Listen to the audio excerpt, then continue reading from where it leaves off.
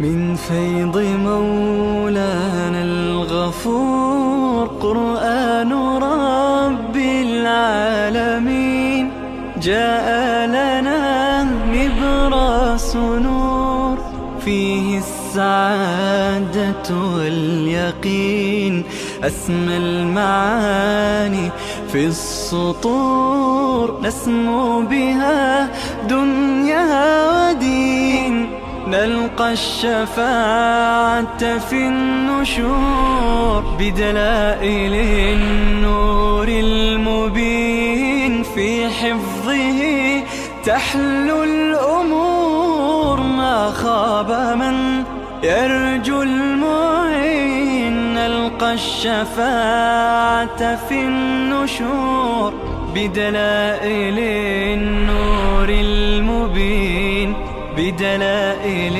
النور المبين.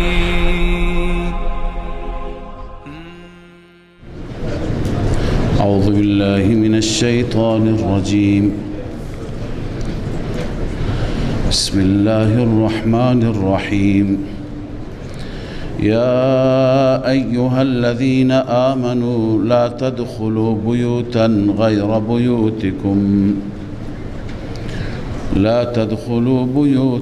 غير بيوتكم حتى تستأنسوا وتسلموا على أهلها ذلكم خير لكم لعلكم تذكرون. فإن لم تجدوا فيها أحدا فلا تدخلوها حتى يؤذن لكم وإن قيل لكم ارجعوا فارجعوا هو أزكى لكم والله بما تعملون عليم. صدق الله العظيم. در آیات آغازین این سوره مبارکه ما احکامی خواندیم، بعضی از قوانین و ضوابط را خواندیم که این احکام بیشتر برای زندگی اجتماعی ما انسانها لازم هستند، ضروری هستند، ما اینها را به جا بیاوریم، رعایت بکنیم. من جمله اون احکام درباره تهمت بود، درباره زنا بود، حکم خود زنا یا حکم تهمت به زنا، کسی را تهمت بزند، این احکام را خواندیم. و بعد از اون در رابطه با تهمت زنندگان به ام المؤمنین عایشه رضی الله عنها، اونهایی که تهمت زدند اونها را الله تعالی توبیخ فرمود، سرزنش فرمود. در آیات متعددی ما بیان سرزنش برای اونها را خواندیم. همچنین کسانی که سکوت کردند، بی تفاوت نشستند و هیچی اظهار نظر نکردند، سرزنش و توبیخ نسبت به اونها هم خواندیم که الله تعالی فرمود شما چرا ساکت نشستید؟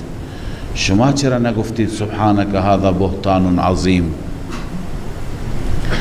و به صورت کلی بعداً کسانی که بعد از نزول آیات هنوز اعتقاد به اون مسئله داشته باشند، چگونه در دنیا و آخرت مورد لعن و نفرین پروردگار هستند. همه این مطالبی هست که ما در گذشته خواندیم. اما از این آیه که استیزان معروف هست، از این آیه به بعد ما چند تا قوانین میخوانیم، چند تا دستورالعملهای الهی را میخوانیم، چند تا ضابطه هستند که در صورتی که اینها را انسان رعایت کند کمتر با این مشکلات و مسائل مواجه میشه. چون احکامی درباره تهمت خوانده شد، درباره زنا خوانده شد، حال الله تعالی می فرماد اگر شما این دستورات را عمل کنید این مسائل کمتر پیش میاد که کسی را تهمت بزند، کسی به کسی تعرضی بکند. لذا از این به بعد ما چند تا قانون میخوانیم که شاید 6 قانون هستند. اینها برای زندگی اجتماعی ما بسیار مفیدند، بسیار لازمند و اگر ما مسلمانان این قوانین را اونطور که حقش هست در زندگی خودمون اجرا کنیم، احیا کنیم، پیاده بکنیم، همانطوری که نام این سوره نور هست، زندگی ما نور میشه، زندگی ما پر نور میشه، زندگی ما زندگی بسیار خوبی، راحتی، بدون دغدغه، بدون مشکلات خواهد شد. گرچه بظاهر بعضی از این مسائل بسیار معمولی هستند ولی خیلی مهم هستند. رعایت نکردن اینها منجر به مشکلات بسیار زیادی می شوند. اولین حکم که اینجا می خوانیم، اولین ادب از آداب، از اولین قانون از قوانین استیزان هست. استیزان به معنی اجازه گرفتن. وارد خانه کسی بدون اجازه نشوید. وقتی که ما میخواهیم وارد خانه کسی بشیم حتما قرآن گفته شما وارد نشید تا زمانی که شما اجازه بگیرید، سلام بگویید. ترجمه آیه را ملاحظه بفرمایید. یا ایها الذین آمنوا، ای مؤمنان، لا تدخلوا بیوتا غیر بیوتکم، داخل نشوید خانه غیر از خانه های خودتان، حتی تستأنسوا و تسلموا علی اهلها، حتی که اجازه بگیرید. تستأنسوا یعنی تستأذنوا، حتی که اجازه بگیرید سلام بگویید بر اهلش. در حدیث شریف آمده که انسان وقتی که وارد خانه میشه 3 بار سلام بگوید. این 3 بار سلام گفتن چیه؟ یکی همین که تازه انسان وقتی میخواد داخل بشه این را میگن سلام استیزان، سلام اجازه. ما عرف ما فرق میکنه، ما یا در میزنیم یا میگیم یا الله.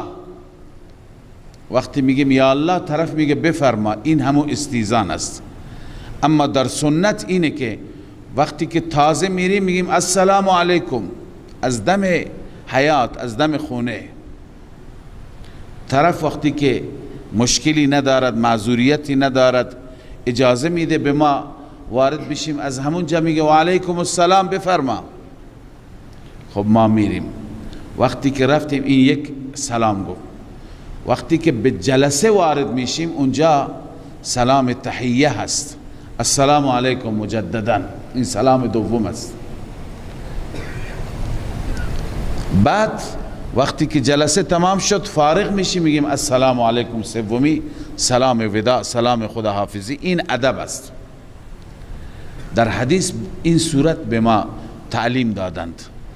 ولی خب همون که کسی در میزند، زنگ میزند، یا الله میگه و جواب میشنود، یا از اونجا برش در را باز میکنند، خب این نوع استیزانی هست.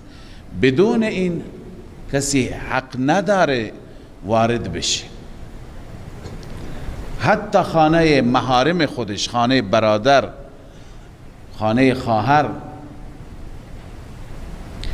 امکان داره که اهل خانه در شرایطی باشند، در وضعیتی باشند که نخواهند کسی اونها را ببینه. حتی مادر انسان. فرد پرسی یا رسول الله اونجا غیر از مادرم کسی نیست، چطور اجازه بگیرم؟ آن حضرت دید متوجه نمیشه، گفت دوست داری وارد بشی مادرت را بدون لباس ببینی؟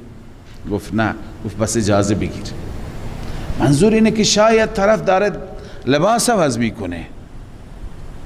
حتی خونه خودتون وقتی که احتمال دارد همسایگان بیاند، غیر محرم بیاد، اونجا هم شما آمدنتون را اطلاع بدید و گذشته از این هم جز آداب گفتن که اگر در اون خانه فقط همسر خود انسان زندگی میکنه که انسان زن و شوهر هم دیگر را بدون پرده هم میبینند، اونجا هم اجازه بگیره، چون گاهیش امکان داره در شرایطی زن باشه که نخواد در اون وضعیت شوهر او را ببیند. بنابراین اجازه گرفتن دستور قرآن است که داخل نشید حتی که به شما اجازه بدن سلام بگویید. ذالکم خیر لکم لعلکم تذکرون، این دخول با اجازه بهتر است برای شما، شاید شما پند بگیرید، نصیحت حاصل کنید. اما اگر رفتید کسی نبود، یا الله گفتید جواب ندادند، السلام علیکم گفتید کسی جواب نداد، در باز بود، دیگه بدون اجازه هیچ وقت وارد نشید، هیچ وقت داخل نروید. فَإِن لَمْ تَجِدُوا فِيهَا أَحَدًا، اگر نیافتید در آن خانه احدی را، فَلَا تَدْخُلُوهَا حَتَّى يُؤْذَنَ لَكُمْ، داخل آن خانه ها نشوید حتی که اجازه داده بشه برای شما. وَإِن قِيلَ لَكُمْ ارْجِعُوا فَارْجِعُوا، اگر به شما گفته شد برگردید، هو ازکی لکم، این باعث پاکیزگی بهتری هست برای شما. یعنی وقتی که گفته اینجا کسی نیست، زن خانه هست گفت اینجا کسی نیست، اصرار نکنی. بعضی مردم بیجا اصرار میکنن، خب من تا وقتی تو پذیرایی میشنم طرف بیاد. یعنی چه؟ اینجا یک زن تو خونه هست، نامحرم، تهمت ها از همین مسائل درست میشند. وقتی که میگه مرد اینجا نیست اجازه نداری اونجا داخل خانه بری بشینی، ولو اینکه تو پذیرایی بشینی. لذا الله میفرماید وقتی که گفتن ارجعوا، برگردید، فرجعوا، شما هم برگردید. شاید طرف روش نشه که بگه برگرد نیا داخل خانه، فقط میگه کسی نیست. خب کسی نیست یعنی اجازه نداری بیایی. پس انسان اینجا اصرار نکند. والله بما تعملون علیم، این ترغیب به سوی تعمیل احکام است. الله تعالی به اونچه که شما عمل میکنید علیم هست، دانا هست، خدا میداند. لذا شما به دستورات خدا عمل کنید، دستورات خدا را اجرا کنید. ورود به خانه، نگاه کردن به داخل خانه بدون اجازه، اینها تمام از ممنوعات است. لیس علیکم جناح ان تدخلوا بیوتا غیر مسکونه فیها متاع لکم، این تکمیل قانون اول است. اگر خانه‌ای بود، اتاقی بود که وسایل ما اونجا هست، مسکونی نیست، مثلا تجاریه، عمومیه، اونجا اجازه گرفتن لازم نیست. قرآن میگه لیس علیکم جناح، بر شما گناهی نیست، ان تدخلوا بیوتا، وارد خانه بشید که غیر مسکونت، مسکونی نیست، فیها متاع لکم، اونجا وسایل شماست. بعضی ها گفتند منظور از این خانه ها مسافر خانه های عمومی که اونجا همه مردم سالن های عمومی هستند، مسافر خانه های عمومی، هر یک گوشه وسایل خودش را میگذارد، یا این استراحتگاه هایی که سر راه ها هستند، یا عرض کنم که مغازه ها و فروشگاه ها هستند، همه اینها داخلند. در همه اینها انسان میتونه وارد بشه. بعضی ادارات، البته در ادارات دفاتر، عرف هر منطقه اعتبار داره، بعضی دفاتر هستند که این دفترها در اداره بسته اند، یعنی طرف تو اتاقش تو دفترش مشغول کاره، گرچه عمومی هست اما بعضی ادارات عرفه که در میزنند و وارد میشن. اونجا هم عرف را انسان رعایت بکنه، هر چی که اجازه گرفته بشه بهتر است. والله یعلم ما تبدون و ما تکتمون. الله میداند آنچه که شما اظهار میکنید، اونچه که شما کتمان میکنید، مخفی میکنید. منظور اینه که الله عزوجل از ظاهر و باطن شما خبر دارد، از اعمال شما خبر دارد، از نیات شما خبر دارد. حواستون جمع باشد، طبق دستور خدا باشید. قل للمؤمنین یغضوا من ابصارهم و یحفظوا فروجهم. این قانون اول بود. قانون اول استیزان، هر کسی که جای میره اجازه بگیره. دستور دوم، قانون دوم، حفاظت چشم و حیا و عفت را نگه داشتن. الله تعالی به مردان جداگانه دستور میده، به زنان جداگانه دستور میده. قانون دوم مال مردان است، قانون سوم مال زنان است. اما دستورات زن مقدار تفصیل دارد، چون خود زن شرایطش با شرایط مرد فرق دارد. الله می فرماید قل للمؤمنین یغضوا من ابصارهم. به بندگان مؤمن بگو، به مؤمنین بگو چشمایشون را پایین بگیرند. چشم در حدیث آمده که اگر هر جا انسان چشم را استفاده بکنه، تیری از تیرهای شیطان، خوب شیطان به وسیله چشم سوء استفاده می کند، انسان را مبتلا می کند به گناه، به معصیت. در این عصر، در این دور خیلی مهم است این موضوع. دور فتنه هست، دور فساد هست. خوشا به حال اون جوانی که اینقدر ایمان دارد. اینجا فرموده قل للمؤمنین. ایمان قوی انسان را میتونه باز بدارد.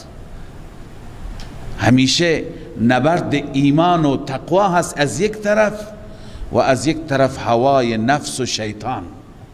هر کدوم غالب بشه چشم تابع او میشه. گاهی چشم تابع شیطان است، هوای نفس است، و گاهی چشم تابع ایمان است، تابع تقوا است. لذا الله اینجا فرموده قل للمؤمنین. این صفت هم بدون جهت نیست. کسانی که ایمان قوی و ایمان بالا داشته باشند می توانند خودشون را حفاظت کنند. به مؤمنان بگو یغضوا من ابصارهم، چشمای خودشون را پایین بگیرند. چشم یکی از مقدمات و دواعی بی‌حیایی هست. فساد هست، زنا هست. در حدیث حتی آمده للعینین زنا و للیدین زنا و للرجلین زنا. دستها زنا می کنند، گوشها، چشمها زنا می کنند، پاها زنا می کنند. یعنی وقتی که ابتدا آغاز بشه، آغاز این کار بی عفتی از چشم میشه، از هر جا نگاه کردن میشه. من برای طلبه ها قبلا مقوله‌ای که بعضی از بزرگان گفتند خواندم که چشم برای رسیدن به بلا تشبیه فساد و فحشا چند مرحله است. مرحله اولش نگاه کردن است، نظرتون. هم اول نگاه کردن مرد زن را، زن مرد را. این اولین مرحله است. فابتسامتون، بعد از اینکه هم دیگر را نگاه کردند، تبسم، یک خندیدن. این مرحله دوم هست. نظرتون فابتسامتون فسلام فکلام. مرحله سوم سلام گفتن، احوال پرسی بدون نیاز. مرحله چهارم کلام، با هم دیگه گرم گرفتن، صحبت کردن، خلوت کردن. و مرحله چهارم، پنجم و ششم فموعد فلقاء، موعد تعیین کردن و ملاقات با هم دیگه. العیاذ بالله، کار بی حیایی انجام دادن. پس آغاز این کار از کجا شد؟ نظرتون، نگاه کردن. پس این اولین انگیزه است. الله که میفرماید ولا تقربوا الزنا، نزدیک زنا نروید، یعنی اون مقدمات را هم انجام ندهید. در این زمان الان فرق کرده، شرایط فرق کرده. بعضی ها شاید نیاز نباشد که همدیگر را ببینند، به وسیله این فضاهای مجازی، کانالهای مجازی ارتباطات برقرار میشه. این ارتباطات قائم مقام و جایگزین این مقدمات و این دواعی هست که خدا میگه به نامحرم نگاه نکن، با نامحرم به صورت خاص ارتباط داشته نباش. لذا کسانی که از طریق مجازی و کانالهای مجازی خاص با هم دیگر رابطه میگیرند، اون هم همینه، اون هم جایگزین اینه. الله میفرماید به آنان بگو که به مؤمنان بگو یغضوا من ابصارهم، چشمانشون را پایین بگیرند، و یحفظوا فروجهم، و شرمگاهشان را، فرجشون را، عفتشون را حفظ کنند. ذلک ازکا لهم، این باعث پاکیزگی بیشتری برایشون هست. مؤمن باید پاک باشد، پاکیزه زندگی کند، زندگی پاکی داشته باشد. پاکیزگی زندگی با حفاظت چشم است.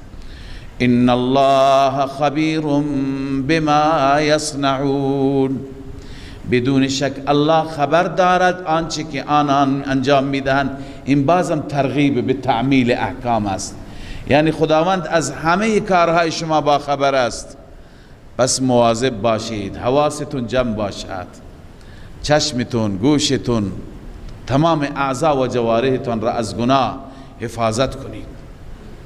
خب این درباره مردان بود. حال به زنان همین دستور، اما با قدر تفصیل بیشتر. وقل للمؤمنات یغضضن من ابصارهن، به زنان مؤمنه بگو که یغضضن من ابصارهن، چشمهایشان را پایین بگیرند، و یحفظن فروجهن، آنها هم عفتشان را حفظ کنند. ولا یبدین زینتهن، ظاهر نکنند زینت خودشان را، الا ما ظهر منها، مگر اون زینتی که بی اختیار ظاهر میشه، در اختیار خود انسان نیست. یعنی زن حتی الامکان خودش را تحت پوشش قرار بده، اما گاهی بدون اختیار. مثلا خود زن ولو اینکه در پرده هست، این هم یک نوع زینتی هست، با لباس هست، این الان ضرورته. یا بعضی وقتها نیاز میشه دستهایش ظاهر بشه. بعضی وقت زن یه چیزی خریداری میکنه، یه چیزی تحویل میده، خب دستش ظاهر میشه. در دست امکان داره که حنا باشد، حنا خب رنگی هست، نامحرم ببیند، خب این بدون اختیار شد. امکان داره دستش انگشتری داشته باشد، انگشتر زینت است. و این زینت، بعضی ها که میگویند چهره مراد هست، این تفسیر درستی نیست. چهره را زن باید بپوشد، چون که چهره در واقع مظهر زینت یک زن چهره است. زینت اصلی و زیبایی یک زن را از کجا میشه تشخیص داد؟ از چهره اش. و باز چهره محل تمام زینت ها هست. زنان بیشترین وسایلی که استفاده می کنند، وسایل آرایشی، محل استفاده اینها هم در چهره هست. اگر ما تفسیر بکنیم الا ما ظهر منها، اونی که بدون اختیار ظاهر میشه یعنی چهره، پس کجا هست که دیگه باید پوشیده بشه؟ اصل چهره هست. یک زنی را کسی تشخیص میده که آیا خوبصورت یا بدصورت از دست، از پا، از جای دیگه تشخیص داده نمیشه، از چهره تشخیص داده میشه. بنابراین تفسیر این الا ما ظهر منها چهره نیست آنطوری که بعضی میگویند.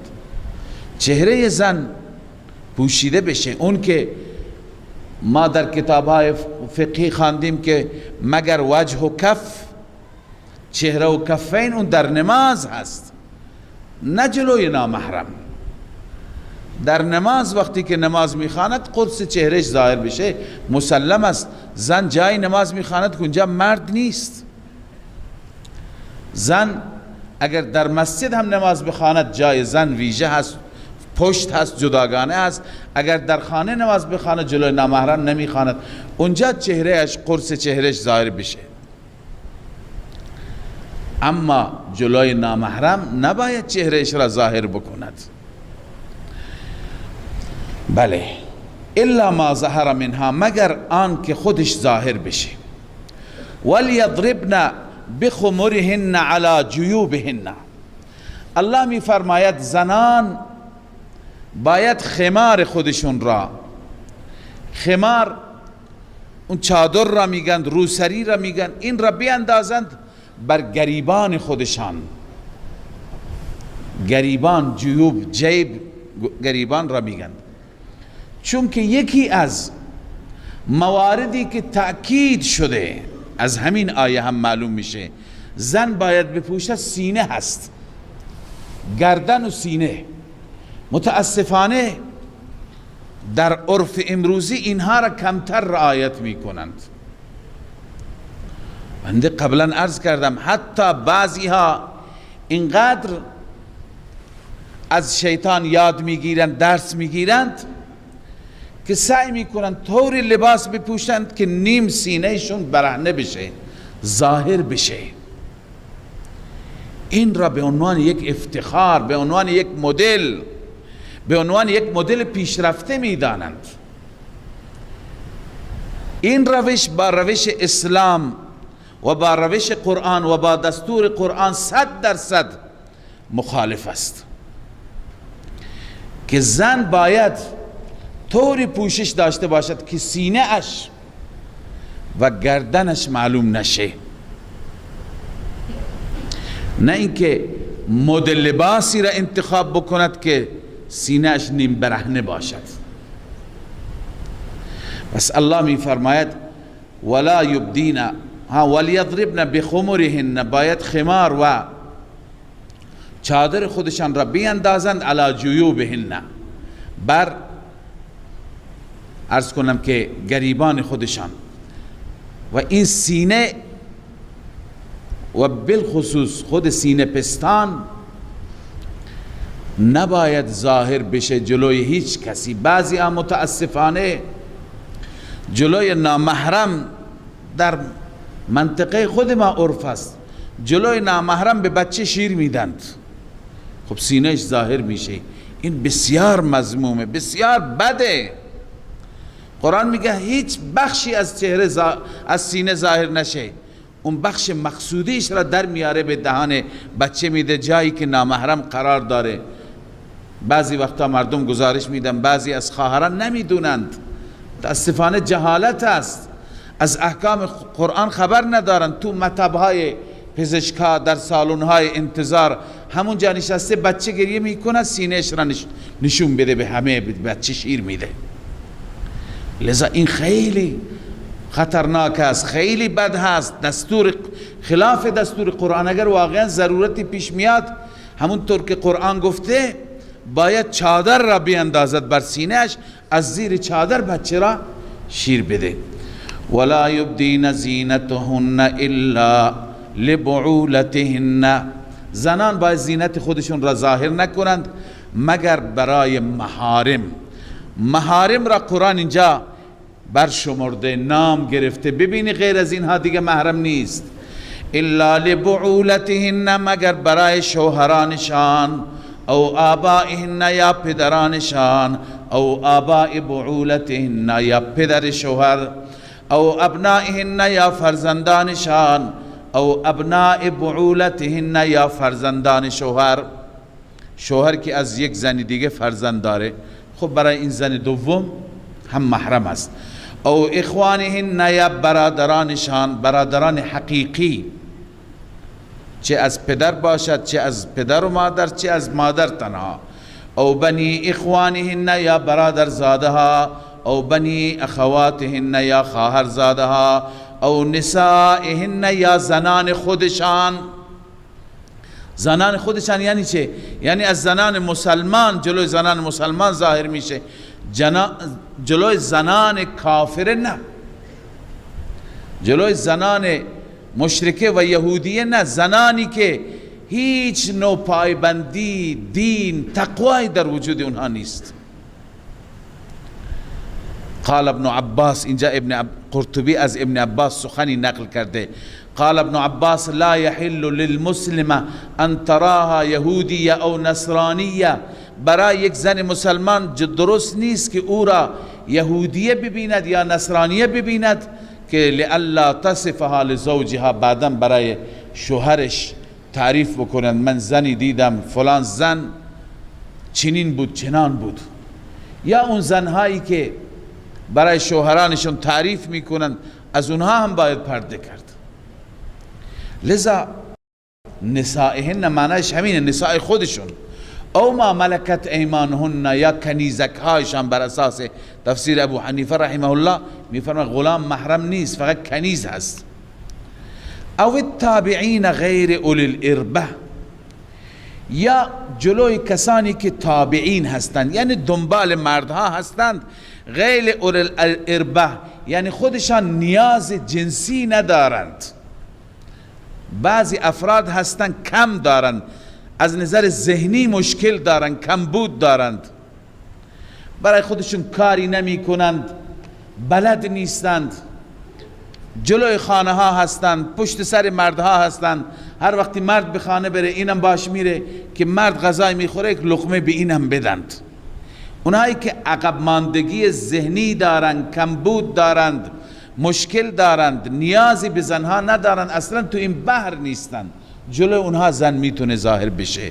میفهم او التابعین غیر اولی الاربه من الرجال، یا اینکه تابعین یعنی کسانی که تابع مردان هستند، دنبال مردان هستند، غیر اولی الاربه غیر صاحبان نیاز از مردان، یعنی مردانی که نیازی به زن ندارد، اصلا از زنها خبر هم ندارد. نوشته تفسیر خازن المراد بالتابعین غیر اولی الاربه هم الذین یتبعون لقوم، اونایی که دنبال افرادی هستند، دنبال مردان هستند، لیصیبوا من فضل طعامهم، تا اینکه از غذای اضافی که هست به اونها بدند. گرسنه هست آمده، کاروباری بلد نیست، عرض کردم عقب ماندگی ذهنی دارد، لا همت لهم الا ذلك ولا حاجت لهم فی النساء، اون دیگه همتی نداره، بالاترین همتش همینه که دنبال هست کجا لقمه گیر بیاد و هیچ حاجتی به زنها ندارند، جلوی اینها میتواند زن ظاهر بشه.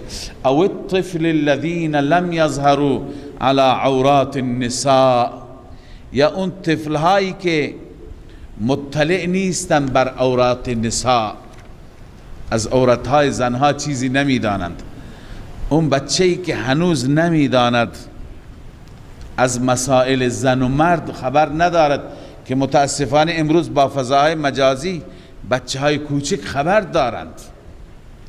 لذا زنها در حضور این بچه هایی که حالیشون میشه حداقل نباید با زینت و با زیبایی باشند. خب ادامه آیه را میخوانیم، اما اینجا یک نکته‌ای که میخواستم عرض بکنم اینه که ما خواندیم زنها زینت خودشون را ظاهر نکنن مگر جلوی محارم. همین محارمی که قرآن نام گرفت پدر هست، برادر است، غیر از شوهر. خب شوهر محدودیتی ندارد، گرچه در کتاب ها نوشتن از آداب اینه که زن و شوهر ولو اینکه با هم بی پرده می شوند اما به عورتهای غلیظ همدیگه نگاه نکنند، عورتهای غلیظ همدیگه نگاه نکنند که این یک سری عواقبی دارد. گفتنش اینجا سخته، خلاصش اینه که انسان را بی حیا می کند. اما بقیه محارم بقیه محارم تا چه اندازه میتوانند زن را ببینند؟ مثلا برادرش، برادرزاده اش، یا فرزندش. بعضی از فقها گفتند که از ناف تا زانو، همین مقداری که مال مرد هست و عورت مرد است، این بخش را محارم نمیتونه ببینند. یعنی برادر نمیتونه شکم خواهرش را ببینه بلا نسبت، رانش را ببیند، این بخش ها را نمیتونه ببیند. اما امام ابو حنیفه رحمه الله میفرماید که این که میتوانند ببینند، جاهایی که معمولا زن کار میکند ظاهر میشه، چهرهش ظاهر میشه، سرش گاهی ظاهر میشه، موهایش، گردنش، دستهایش، مثلا وقت به وقت کار دستها آستینها بالا زده، اینها را که عموما میبینند اینها را محارم میتونن ببینند. غیر از اینها مثلا سینه را، پشت را، چه نیازی است اینها را ببینند؟ اینها را نباید ببیند. یک محرم حتی اینها را از زن نباید ببیند. پس مراد از زینت یعنی اون جاهایی که به وقت فعالیت، به وقت کار در خانه ظاهر میشه، خود به خود همینها را فقط محارم میتوانند ببینند. ولا يضربن بأرجلهن ليعلم ما يخفين من زینتهن. زنها وقتی که میروند پاهایشون را چنان به زمین نزنند، لیعلم ما یخفین من زینتهن، تا اینکه صدای زینتشون، اون زینتی که مخفی کرده معلوم بشه. مثلا زن طوری راه میره که صدای زیورالاتش شنیده میشه. بعضی زنها دستبند دارن، علنگو دارن، طوری راه میرند که صدایشون هر نامحرم میشنود که این مثلا دستش پر از علنگو هست. بعضی ها کفش هایشون هم طوری هست که خیلی صدادار هست. لذا این را قرآن مجید میگه اینها معلوم نشه. اگر تا به حال کسانی نمیدانستند، متوجه نبودند، الله ترغیب به توبه میده. و توبوا الی الله جمیعا ایها المؤمنون، توبه کنید به سوی الله همگی ای مؤمنان، لعلکم تفلحون، شاید شما رستگار بشید. رستگاری، موفقیت در رجوع الی الله هست، در توبه هست. و انکحوا الایام منکم والصالحین من عبادکم و امائکم. قانون چهارم، الله می فرماید که ازدواج بدهید، نکاح بدید، عروسی بدید ایاما را. ایام جمع ایم است. ایم از نظر لغت عربی هر اون مردی را میگن که زن ندارد، یا هر اون زنی را میگن که شوهر ندارد. یعنی پسر و دختری که اینها مجردند، ازدواج نکردند، اینها را عقد کنید، ازدواج بدید. مردان را زن بدید، زنان را شوهر بدید.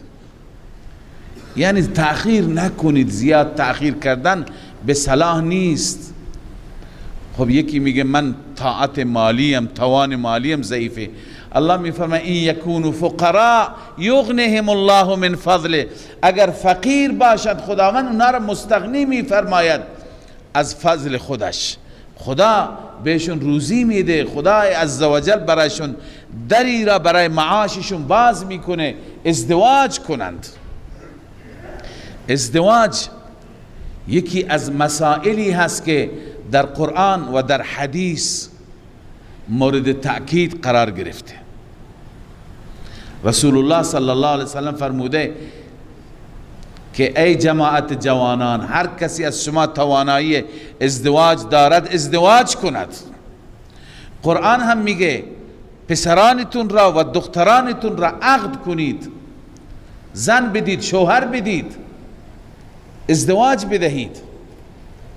اگر ناداری هست، فقر هست، فقط به شرط این که به اندازه نان و نفقه ازدواج داشته باشد، نفقه زن و هزینه های ازدواج، لباسی، طلایی، هرچی که عرف است، گرچه نباید سخت گرفته بشه.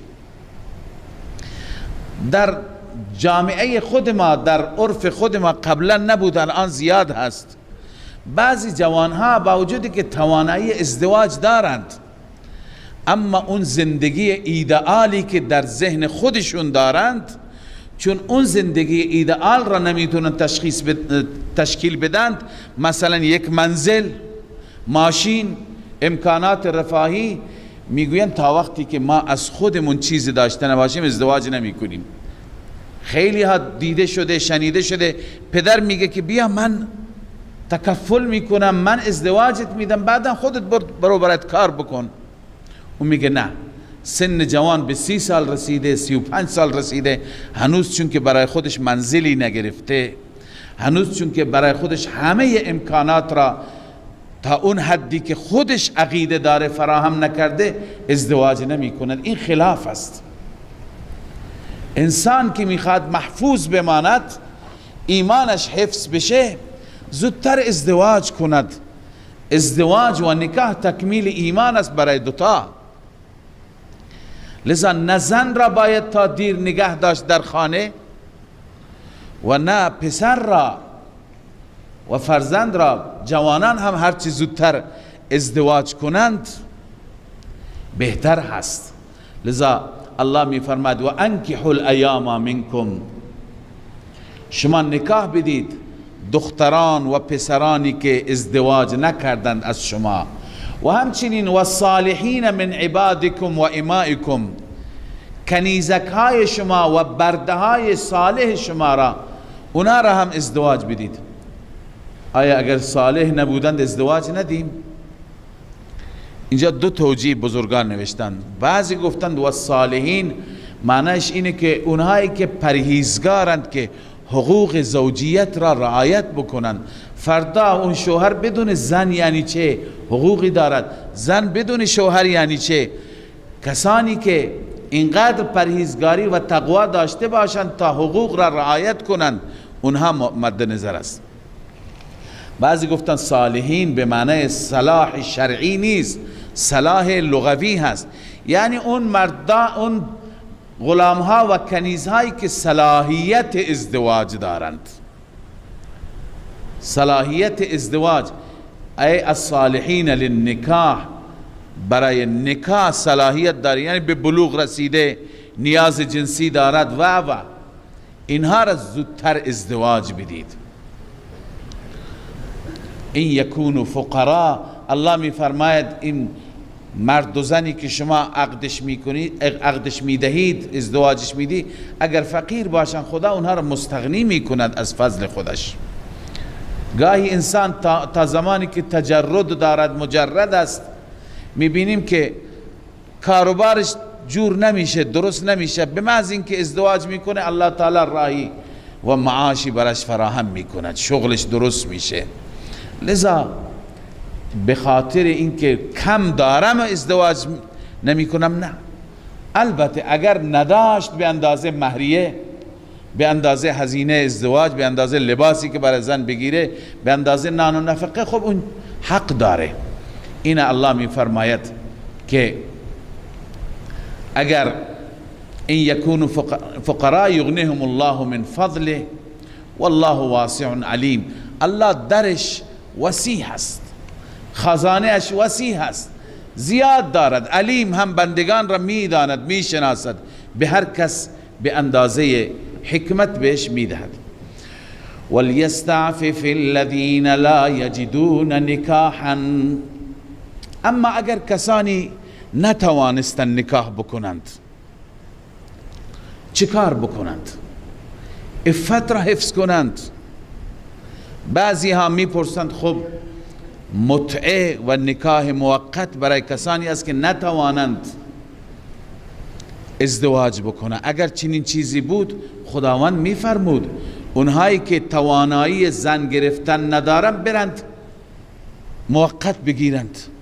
خب موقت هر کس توانایی دارد، برای یک شب و دو شب هر کسی توانایی دارد، ولی اون قرآن نگفت. یکی دیگر از آیاتی که عدم ازدواج متعه و عدم ازدواج صیغه و نکاح عدم جوازش ثابت میشه همین آیه هست، عدم جواز نکاح موقت. الله می فرماید ولیستعفف الذین، باید عفت را پیش بگیرند، باید پاک دامنی را پیش بگیرند. الذین لا یجدون نکاحا، آنانی که نمیابند نکاح، یعنی مهر و نفقه نکاح را نمیابند، پول ندارن نکاح بکنند، پول ندارن نفقه برای زن بکنند، اینها دیگه عفت را و پاکی و پاک دامنی را پیش بگیرند. حتی یغنیهم الله من فضله، حتی که خداوند اونها را از فضل خودش بینیاز کند، یعنی خدا بهشون بده. والذین یبتغون الكتاب مما ملكت ایمانکم فکاتبوهم ان علمتم فیهم خیرا. قانون پنجم درباره کتابت است. غلام، برده، چیزی که امروز وجود ندارد.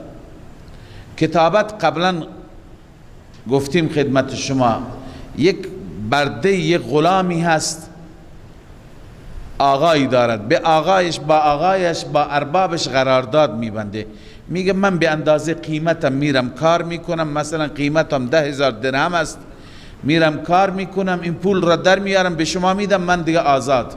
اون میگه باشه برو. این عقد را میگن عقد کتابت، بدل کتابت همون پولی است که بهش میده. خب این غلام که میره سعی میکنه که این پول را جور کنه، یکی از موارد زکات همین غلام است، به این بدهید تا بتونه بدل کتابت را بپردازد و خودش را آزاد کند. الله می فرماید والذین یبتغون الکتاب، آنانی که کتابت می طلبند، مکاتب میخوان بشوند، مما ملکت ایمانکم، از برده های شما، فکاتبوهم، با اونها عقد کتابت ببندید، ان علمتم فیهم خیرا، اگر در اونها خیر میبینید. اون وقت از مال زکات هم بهشون بدهید. و آتوهم من مال الله الذی آتاکم، بدهید به آنان از مال خدا، اون مالی که خدا به شما داد. مال خدا همون زکات است، مال الله. ولا تکرهوا فتیاتکم علی البغاء، الله می فرماید که شما مجبور نکنید کنیزانتان را بر زنا، کنیزک ها را بر زنا مجبور نکنید.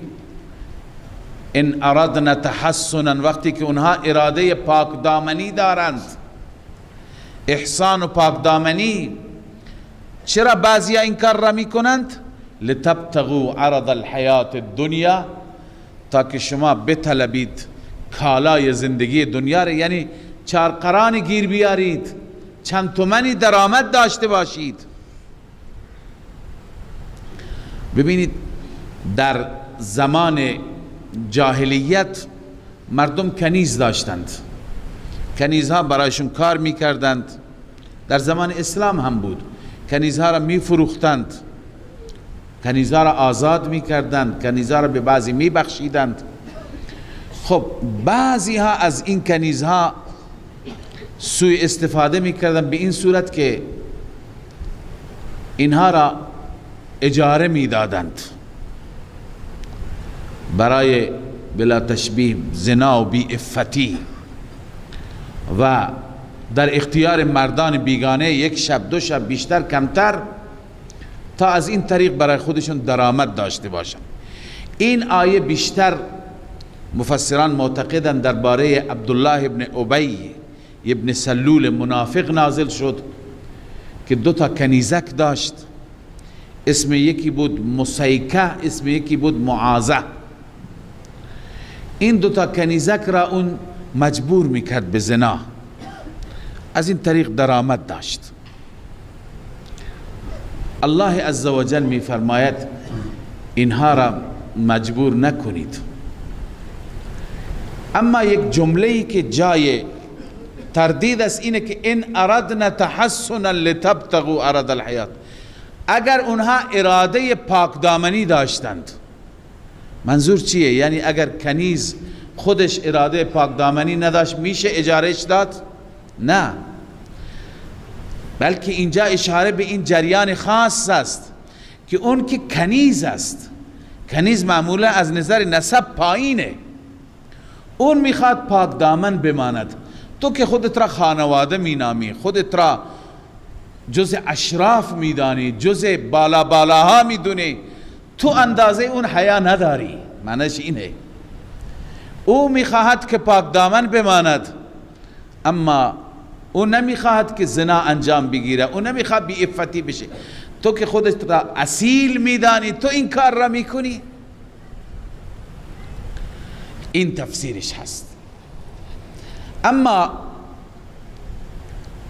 این آیه شامل بسیاری از خانه های فساد که بعضی از افراد بلا نسبت و بلا تشبیه با زنهای فاسده در ارتباط هستند، به طریق اولا شامل اونها میشه و این بدترین کار و بدترین عمل در یک جامعه مسلمان هست و بزرگترین فساد و اشاعه فحشا همین است که بعضی مرتکب می شوند. اما بعضی از مفسران تفسیر دیگه کردند که اون تفسیر هم خالی از لطف نیست. اون اینه که میگه شما کنیزهای خودتون را بر زنا مجبور نکنید اگر آنان میخواستن پاک دامنی را. یعنی چه؟ یعنی کسی آمده برای عقد کنیز، برای ازدواج کنیز، دامادی آمده که کنیز را بهش بده، ولی شما بهش نمیدهید چون میخواید این کنیز از این کار بکشید. خب این کنیز میخواد شوهر داشته باشه، پاک بماند، پاک دامن، ولی شما بهش شوهر نمیدید. در نتیجه چی؟ به خاطر منافع خودت، به خاطر اینکه برات کار میکنه، به خاطر اینکه برای زحمت میکشه شوهر که داشته باشه، بعداً حتما با شوهر یک بخشی مشغول میشه، بعداً برای شوهر بچه میاره، بچه گرچه مال شما میشه، چون کسی که صاحب کنیز باشه بچه غلام او میشه، ولی مقداری با شوهر مشغول میشه. به خاطر کارهای خودت به شوهر نمیدی، آخر با این کار داری این کنیز را مجبور به زنا میکنی. غریزه جنسی دارد، نیاز به جنسی، نیاز به عرض کنم جنس دارد و مسائل جنسی دارد. این فردا آلوده میشه. پس این کنیز را به نوعی وادار کردی به این که شوهر بهش ندادی. اگر این تفسیر بشه، این تفسیر درست باشد، پس شامل اون مردانی که دختران خودشون را هم زود ازدواج نمیدهند و خیلی شرایط سختی میگذارند که دختر پا به سن میگذارد، این شامل حال اونها میشه که این دختر را شوهر نمیده تا پاک دامن بشه. العیاذ بالله، خدای نکرده فردا این دختر فاسد میشه. در بسیاری از مناطق دور و نزدیک ما، در عرفهای ما هست که بعضی مثلا افراد، بعضی قبائل، بعضی روستاها، بعضی شهرها برای دختران خودشون شرایط سختی دارند، یا شرایط مالی سختی میگذارند که هیچ که نره، یا بعضی ها چون میگن ما از نظر نسب در سطح بالایی هستیم، باید کف ما هم برابر ما بیاد، چون که کسی میره که کف نیست لذا دختر را بهش نمیده، میگذاره دختر سنش به 30 میرسه، به 35 میرسه، به 40 میرسه. در بسیاری از مناطق الان هم هست که میگویند این نیست که دختران خواستگار نداشتند، خواستگار داشتند، ولی پدر گفته چون من از فلان زاده هستم باید در سطح من بیاد، دختر را نداده، دختر پا به سن گذاشته. این هم اشکال دارد. نباید چنین باشد. لذا الله می فرماید و من یکرهن، هر کسی آنها را مجبور کند، اون کنیزک ها را، فإن الله من بعد اکراههن غفور رحیم، همانا الله بعد از مجبور کردنشان نسبت به آنها غفور رحیم است. الله اونها را می بخشد، اما این کسی که آقایشون هست این نمی بخشی که اونها را مجبور به زنا کرده. ولقد انزلنا الیکم آیات مبینات، ترغیب هست به سوی اعمال. خدا میفرماید ببین چه آیات واضح و آیات نورانی و روشنی برای شما نازل کردم. و مثلا من الذین خلو من قبلکم، و در این آیات هست نمونه هایی از اقوام گذشته، آنانی که قبل از شما گذشتند. نمونه های عذاب مراد است. پیشینیان مثل قوم های گذشته که اونها احکام خدا را بجا نیاوردند و سرپیچی کردند، به چه عذابی گرفتار شدند. اینا نمونه هستند، درسن برای شما. و موعظه للمتقین، اینها موعظه هستند برای متقیان. الله نور السماوات والارض،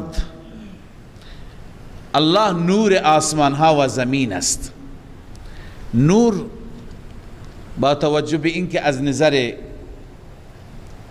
لغوی معنایش اینه که خودش قائم بالذات قائم بالغیر هست، خودش از خودش وجودی ندارد، از دیگری وجود میگیرد. مثلا نور از این چراغ نور وجود عرض کنم که درست میشه، نور از خورشید درست میشه. نور چیزی دیگه هست و چراغ چیزی دیگه هست. با توجه به این معنی لفظ نور برای الله عزوجل به این معنی لایق نیست. به این خاطر گفتن الله نور السماوات، بعضی گفتن الله منور السماوات، یعنی الله نور دهنده آسمان و زمین است. آسمان و زمین را نور می بخشد، نور هدایت، نور ایمان، نور بصیرت. و بعضی گفتن الله مدبر آسمان ها و زمین است، یعنی گرداننده است، همه امور در دست او هست، هرچی که او بخواد در آسمان ها و زمین انجام میده. اما اینجا مثالی برای نور الله گفته شده. مثل نوره کمشکات فیها مصباح، مثال نور الله مثل مشکاتی هست. مشکات میگن تاقچه را، فیها مصباح در تاقچه چراغ هست. الان برق هست، در قدیم چراغ های فانوس بودند، اینا را که روشن میکردند در یک تاقچه میگذاشتند که تاقچه از سه طرف بسته هست، راست و چپ و پشت بسته هست، فقط از جلو باز تمام این نور چی بشه؟ منتقل بشه به جلو، تمام نور بیشتر به جلو میده. مثالش این نورافکنها، نورافکنها را شما ببینید، نورافکنهایی که از پشت مسدودن بستند، از دو طرف بستند، فقط جلوشون باز دیگه خوب نورافشانی میکنند. پس الله میفرماید که مثل تاقچه‌ای که در آن چراغ گذاشته شده. اما چراغ چه چراغی؟ ببینید چراغ اگر شیشه داشته باشد، شیشه یک حالتی دارد که نور را بیشتر منعکس می کند. میفرماید المصباح فی زجاجه، چراغ در شیشه هست و بعض شیشه هر چی که صافتر باشد، لکه داشته نباشد، نور چی میشه؟ بیشتر درخشه. این لامپ ها گاهی غبار میگیره، گاهی خاک میگیره، میبینیم نور اتاق خوب نیست. شما حوصله میکنید لامپ را باز میکنید، با دستمال کاغذی خوب تمیزش میکنید، هیچ غباری نیست. الان روشن میکنید تمام جا روشنه. لذا میفرماید از زجاجتو، اون شیشه هم چه شیشه ای؟ کانها کوکب دری، گویا که ستاره درخشنده هست. ستاره یعنی شیشه از صافی، از تمیزی مثل ستاره می درخشد. ببینید اینا تمام صورتهایی که خدا گفته است، تمام صورتها هستند که نور را بیشتر می کند. بعض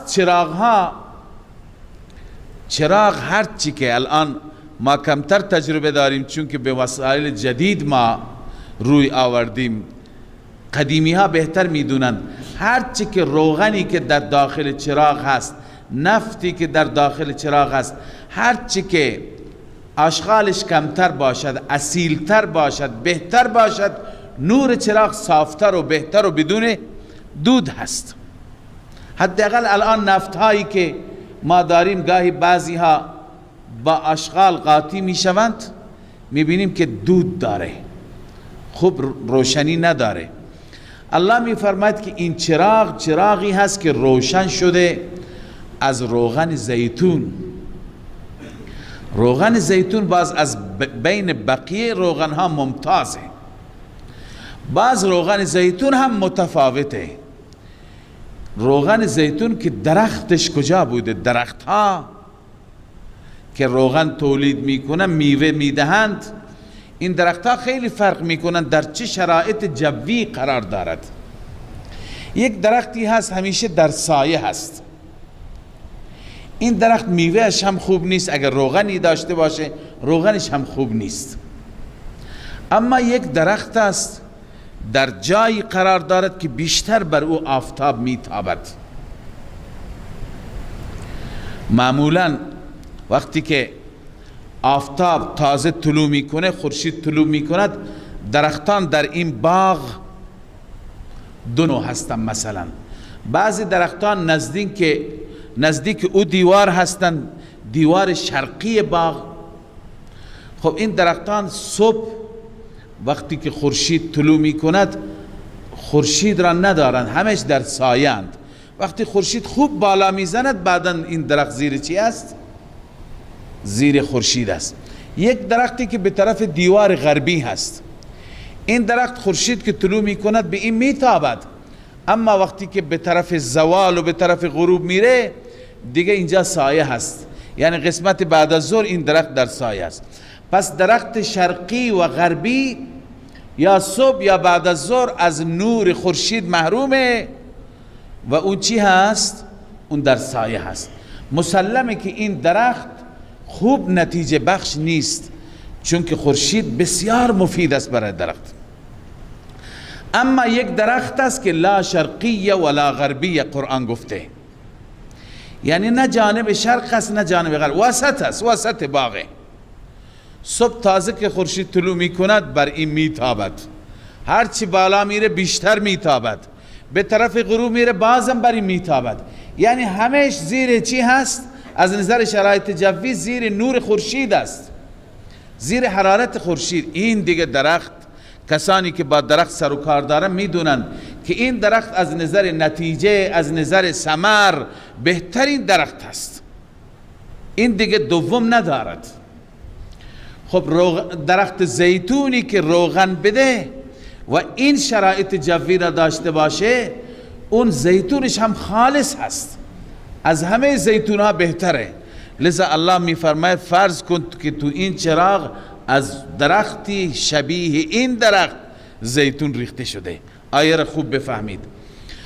الله می فرماید که الزجاجة کأنها کوکب دری، شیشه و آینه گویا که اون ستاره درخشانی هست، یوقد من شجرة، که روشن شده این چراغ از درختی، یعنی از روغن درختی که مبارکت، مبارک است. درخت مبارک به درخت زیتون گفته شده. مبارکت زیتونت، درخت مبارک زیتون، لا شرقیت ولا غربیه، نه شرقیه هست و نه غربی، که توضیح شرقی و غربی را دادم. یکاد زیتها یضیء، چنان روغنش خالص است که نزدیک است این زیت و این روغن خود به خود روشن بشه، ولو لم تمسسه نار، گرچه آتشی بهش نرسد. یعنی منتظر کوچکترین چی هست؟ جرقه هست، خود به خود این آتش چی میشه؟ این چراغ روشن میشه، همه جا را نورانی میکند. لذا مثال نور الله یا نوری که الله عزوجل به زمین و آسمان داده چنان روشن خالص، نور علی نور، نور بر نور یعنی چه؟ یعنی الله عزوجل هدایت را، قرآن را، نور را، ایمان را چنان بر همه جهان واضح روشن کرده و چنان واضح است که گویا نور بر نور است.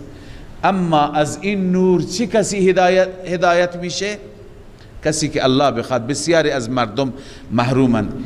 یهدی الله لنوره من یشاء، هدایت میکند الله به سوی نورش کسی را که بخواهد به سوی نور ایمان. و یضرب الله الامثال للناس، بیان میکند الله این مثال ها را برای مردم. والله بكل شیء علیم، الله به هر چیز علیم است، میداند چی برای مردم مفید بیان میکند. صدق الله مولانا العظیم.